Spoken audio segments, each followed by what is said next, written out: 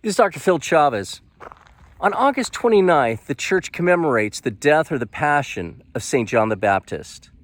Now, why is that important? Well, John's death is a stance for truth. Now, you know the story of John's beheading. King Herod Antipas divorced his own wife to marry his brother's wife, Herodias. John confronts Herod about his adultery, making clear that this divorce remarriage is against God's law.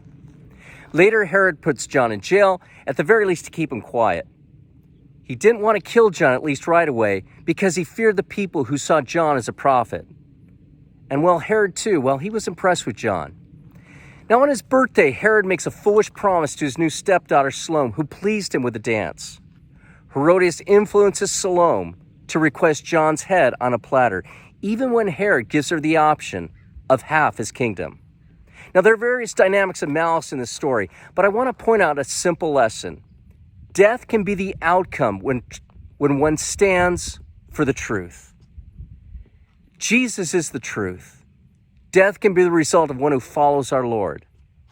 Didn't he promise about himself, if they persecuted me, they will persecute you? No doubt it's a fearful thing to stand up for the truth, especially today for those truths of marriage and family. But I like how St. Paul handles this in 1 Corinthians. I came to you in weakness and in fear and much trembling. And my message and my proclamation were not with persuasive words of wisdom, but with a demonstration of spirit and power. Brethren, in this path of St. Paul, despite whatever fears and hesitations you may have in speaking truth, make it about the demonstration of God's spirit and power. Do this, as St. Paul continues to say, so that your faith might rest not on human wisdom, but on the power of God. Brothers, St. John the Baptist does not die in vain here.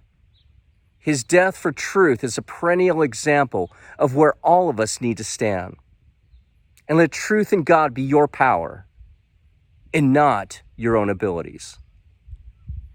Brothers, God be with you.